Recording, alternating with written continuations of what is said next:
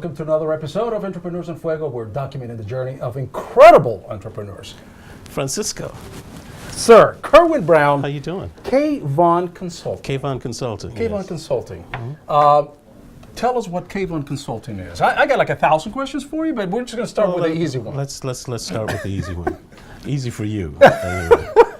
I'll tell you, and we'll back up just a little bit because Sure. a lot of people know me as the president of the Black Chamber of Arizona. You bet.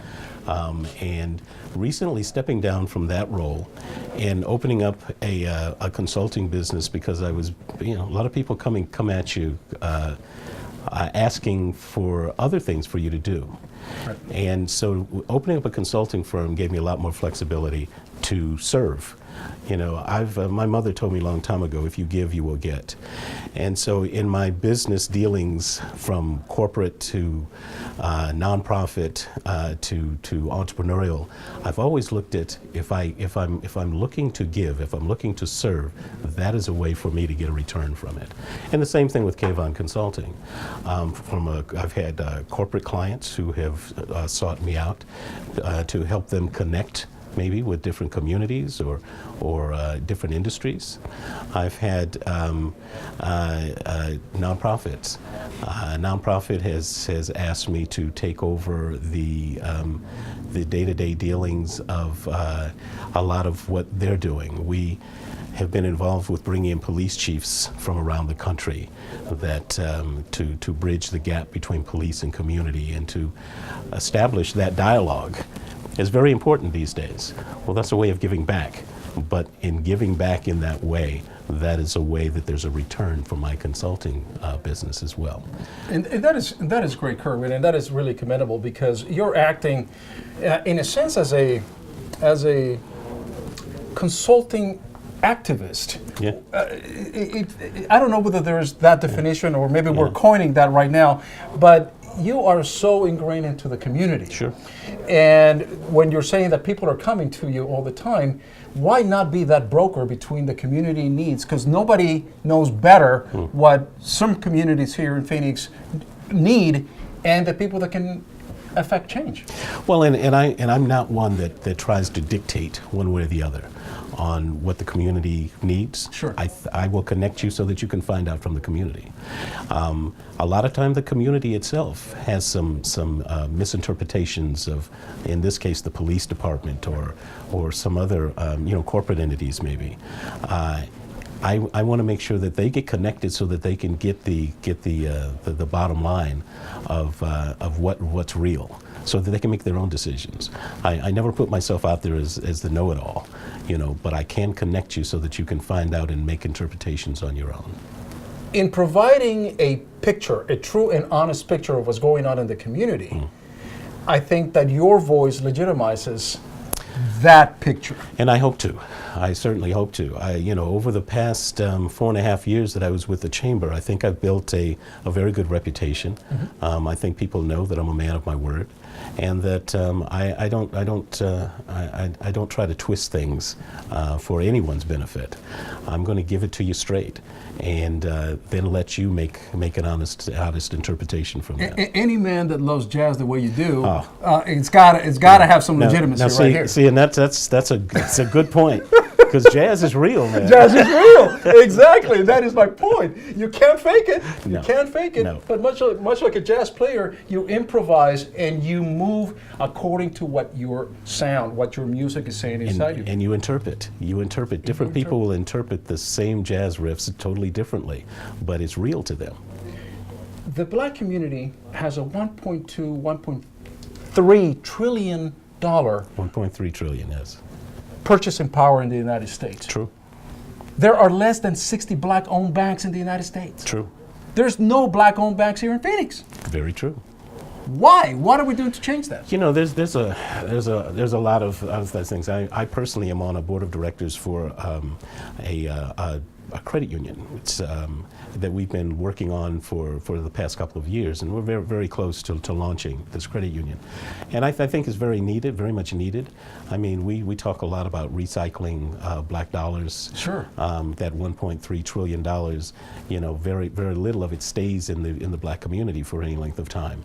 And you talk about building generational wealth. I talk a lot about that. And in order to build generational wealth, not just income, we've done good at finding out how we can build income. Right. But building wealth is something that we need to get much better at. And part of that is certainly recycling the dollars that we're creating, the income that we're creating. You asked me why there's not more black banks. Part of it is actually, you know, small banks in general have declined in the United States because regulations have gotten to the point, you know, the federal government, to protect us, increased the regulations for banks. And a lot of small banks can't afford a lot of the regulatory requirements. They can't afford the attorneys that it takes to keep up with the regulatory requirements. Sure. So a Not lot Frank in particular, yeah. exactly, a lot of small banks have gone under. Now, as far as black banks, I mean, we get caught up in that because the black banks were small banks in America. But also, it gets involved with a lot of the other black businesses that seem not to be able to be sustainable, and it's because we have not done a good job of using those black businesses within our own community. Right. You know, integration was kind of a double-edged sword. Sure. It was great for us because now we can go where we want to go and buy from who we want to buy from. However, you know, even back in the early 1900s when there was Black Wall Street and we could only buy from each other, we created black millionaires. So it's kind of a double-edged sword there. So same thing with banks. A lot of the banks aren't sustainable because black businesses, black consumers are not using black banks. So I'm on the board of the U.S. Black Chamber. And we have an initiative, a very strong initiative, to get people to actually recognize that you need to continue to utilize the black businesses. And you know, Maggie Anderson, who is a lady out of the outside of Chicago, that did a one-year experiment on buying only from black-owned businesses for an entire year. And I actually had her here in Phoenix not too long ago to talk about what she found out. And what she found out is that a lot of a lot of the black businesses were not sustained because they didn't get the people from the neighborhood to go in and buy from them. You know, the big box stores. I mean, that's been a huge impact on small business in general, but black businesses in black neighborhoods specifically. So there's a lot of reasons, and I think that we just need to get better informed, better educated. You know, where if you buy from a big box store, is it really cheaper? You know, when you think about what it's doing to your taxes, because that big box store is probably getting some type of subsidy from the government to be there, so it may actually end up costing you more, you know, by buying something that looks cheaper from that big box store. The community just needs to be better informed and better educated. And I think I'm probably in that group where I think that whenever we allow one of those big box stores to come into the community, part of the package is that, all right, that's cool, you're going to come in and you're getting all these tax breaks, all these real estate taxes, subsidies and whatnot.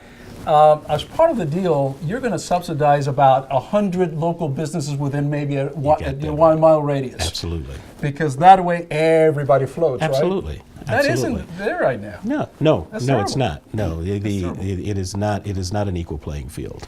Very quickly. Sure. Now you're an entrepreneur. I am. You're a full-fledged entrepreneur. Yeah. What's ahead for you? Once again, I stay with what my mother taught me. You know, you give and you get. So it seems like right now it is a matter of really getting organized with a lot of the opportunities that are coming my way. I need to pick and choose. I need to be very careful on what I get involved with and what I don't. But it is a matter of, I'm having fun, basically, first of all. I'm having a ball. Right now, I can tell you're so relaxed anymore, I man. don't have a board of directors to report to. You know, I don't have a corporate boss to report to. I love the fact that everything that I have learned over the years, I can now apply for K-Vaughn Consulting. There's a lot of opportunities that are coming my way that I'm having a good time collaborating with others and having some ideas on how other people can succeed. It's just there's a lot of good things that are down the line. I'm looking forward to 2017. Kerwin Brown. I'm telling you right now. It's good to see you, man. Good to see you. You know, I see you're still thriving. You're still doing your thing. We're still crazy. Yeah, don't change. Don't change. Don't change. A little bit less Yeah. crazy, baby. All right. With that, we're out.